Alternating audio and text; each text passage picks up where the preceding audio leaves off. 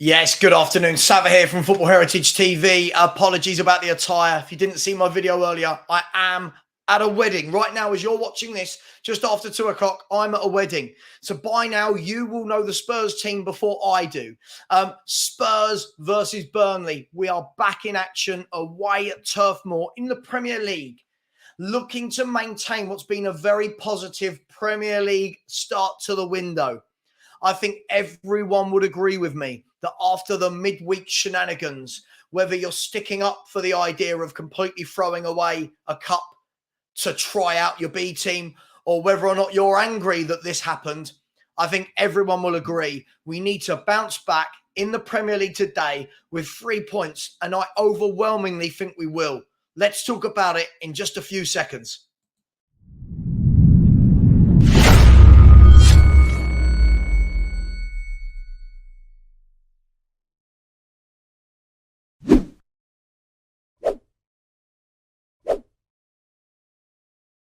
Yes, good afternoon, everyone. Sava here, Football Heritage TV. As I said, right now, I will be in a wedding ceremony. I will not know what the team has picked, and I'll probably miss the live scores going on during the game, so there'll be no live watch-along from me today.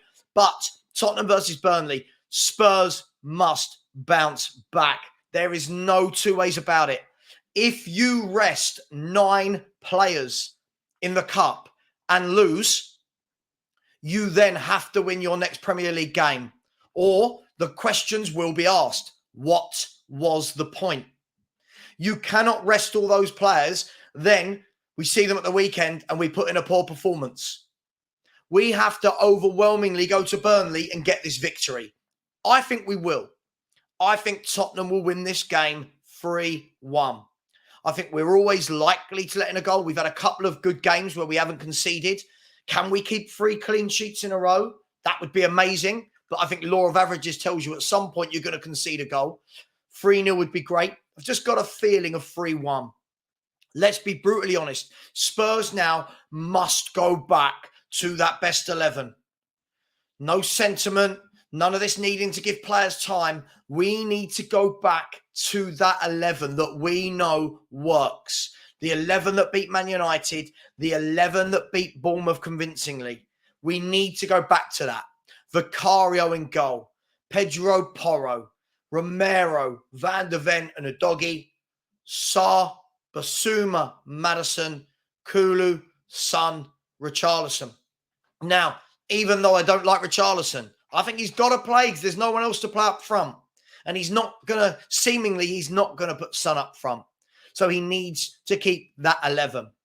Now, there was lots and lots of talk over the week, hasn't there, been about, oh, it's just the League Cup. It's just a Mickey Mouse Cup. Don't worry, move on. It doesn't matter. We put out a strong enough team. Clearly not. He didn't get it wrong. Give him a chance. Listen, I've said the same thing all along. I believe that with this 11, this almost feels like the Poch days when we had an 11 and nothing else.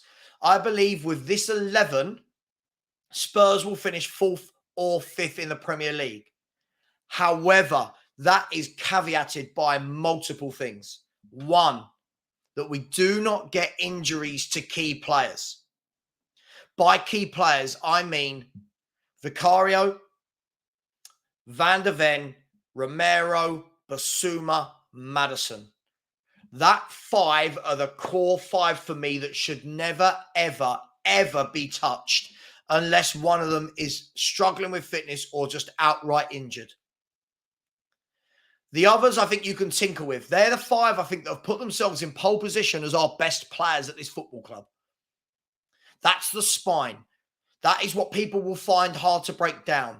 The energy, the engine, the power, the passion of Basuma, the driving forward, the craft, the guile, the creativity, the goals, the assists, the leadership of James Maddison, the partnership of Romero and Van de Ven, which we hope goes on and on.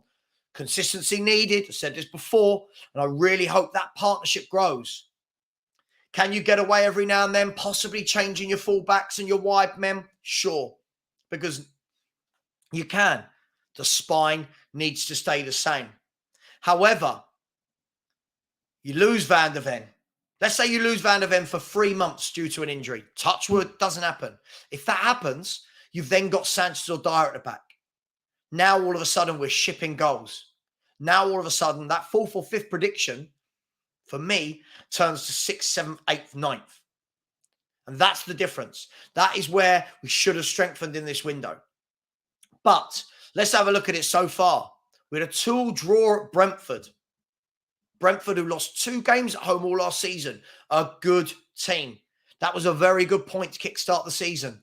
Followed up by one of last year's top 4 at White Hart Lane, beating Man United 2-0.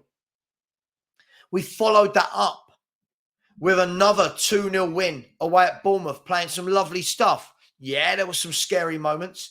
Yes, Bournemouth had a few spells in the game where they put us under pressure. But like the Man United game, we rode that pressure. We rode the pressure. We rode our luck, but defended well and won the game. We need to carry that on today at Burnley. Burnley so far have played 2 games, lost 2 games, scored 1 goal and conceded 6. There are no excuses today. It's done now. The League Cup's done. Where we can't keep going on about it. I get it. But to make that worthwhile what we did, he's got to go and win today. There can't be excuses. This is a Burnley team that haven't won a Premier League game yet, haven't picked up a point, have conceded an average of 3 goals per game. Tottenham have to go there and do the same. Doesn't have to be 3-1, but we have to go there and win. Win that game, and tonight we could be top depending on goal difference. Obviously, West Ham are top with 10 points, 9 goals scored, 4 goals conceded.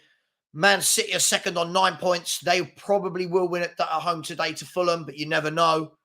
And then Spurs of 7 points from 9, scored 6, let in 2. It is imperative that we go there and win today. The international break is round the corner. And by round the corner, I mean tonight. We go on international break tonight for 2 weeks. This is what big clubs do that want to have good seasons. Go into this window with a good result, with feel-good factor. Let the players go into this international break with the confidence oozing through their veins, ready to attack the other side of the window of the international break. The flip side to that is, if you don't win today, that's then Fulham beating us in the Cup, Burnley getting a point or draw or beating us in the Premier League. And all of a sudden, this great start starts to fizzle out very, very quickly. And you might say that's reactionary or dramatic, but that's Premier League. That's any league. That's elite level football. It's a fine line. Do you want to be on this side of it, or do you want to kick on and go this side of it? Hopefully, we're this side of it. So let me know. What are your thoughts, your predictions on the team? You might have seen it already by now. Give me your score prediction, and you'll be in a better position to do that because you will know the 11. You will have seen Burnley's 11. Let me know what you think. The last thing I'll say is I think Burnley will probably do to us what Bournemouth did. I think Burnley will probably come out the traps flying in the first 5-10 minutes. I think they'll have a lot of huff and puff. Hopefully they won't be able to blow our house down. But we've got to ride those little bits of pressure, those storms, because Burnley will play good football.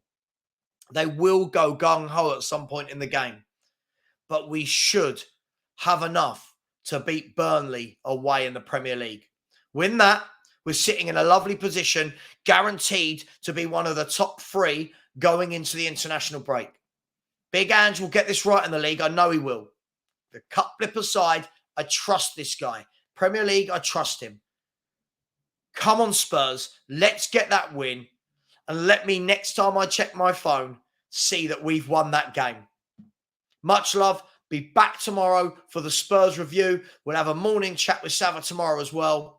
Thank you very much. Please like, please subscribe, and have a lovely day. And come on, you Spurs.